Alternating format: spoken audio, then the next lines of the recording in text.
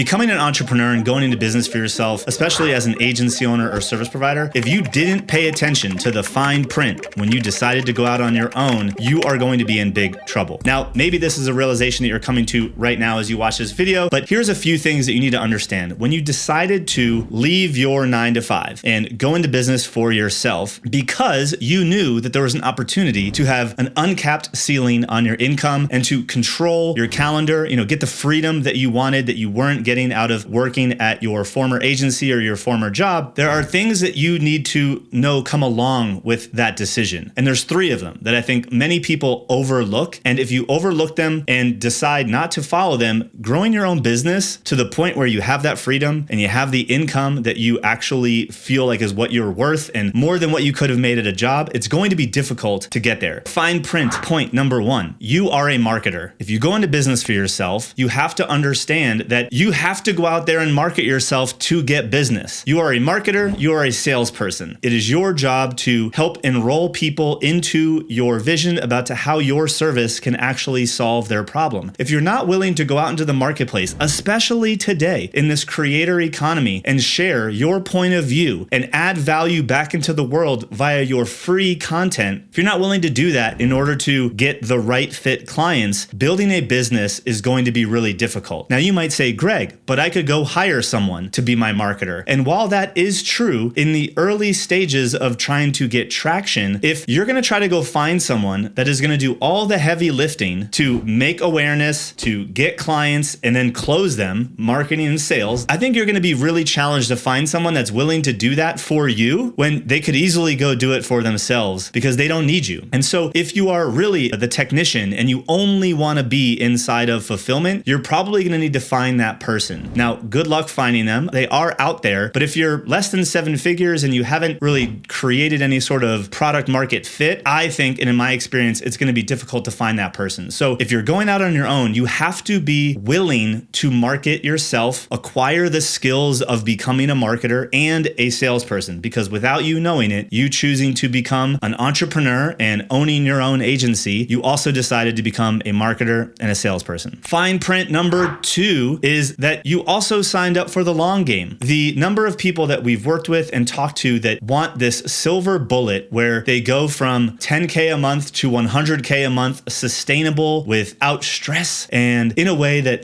there's no obstacles and hurdles is so high that I think people believe that entrepreneurship is just so easy. If it were so easy, why are less than 4%, 3%, depending upon the data that you look at, of entrepreneurs, at least in the United States, only ever able to hit $1 million a year? It's a small fraction of businesses that actually do 7 figures. And yet you want to do that in less than 90 days. You're looking for the silver bullet and have it be a layup. Now, while there are exceptions to the rule, and we have seen people skyrocket to success, most entrepreneurs are actually playing the long game. You decided to go into business for yourself to run a successful, sustainable business that lets you live your life on your own terms. If you're 30 or if you're like me in your 40s, you got a lot of life left to live. And so you have the business and it's going to run for a while. So if you think that you're building a business to be done with it in 90 days or even 12 months, I think you've overlooked the entire reason to go into business for yourself, in my opinion. Recap, fine print number 1, you're a marketer and a salesperson. Fine print number 2, you're in it for the long game and you signed up for it by becoming a business owner. And number 3, which I actually think is the more common things that's talked about, at least in the mastermind circles that I'm in, is that you also signed up for the best professional and self-development program that ever existed. Whether you went to college or a degree or MBA, whatever you did, going into business for yourself, it's unlike anything else that you'll ever experience. You will be challenged with the highs, the lows, emotional, mental, physical. You will be tested in all of these areas and it will force you to become a better person. You will be more self-aware. You'll be a better thinker. You'll be able to challenge yourself to do bigger things because that's what's going to be required of you just by running a business, just by trying to grow something that you are in full control of without even knowing that you signed up for a super intense self-development program. You did when you decided to go into business for yourself. So if you're an agency owner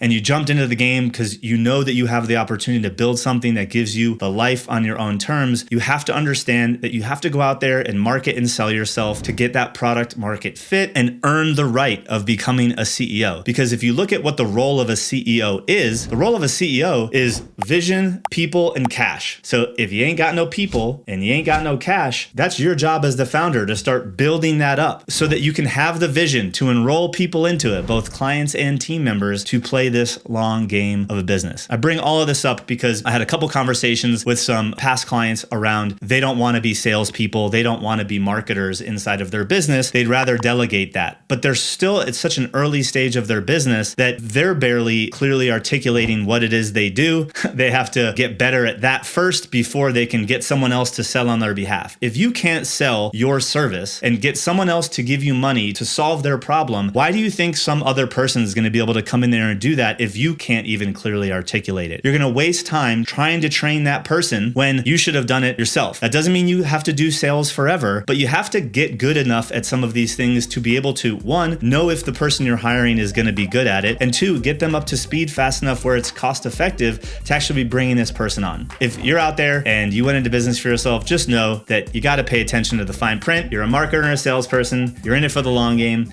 and it's the best professional and self-development course, program, education that you're ever going to get.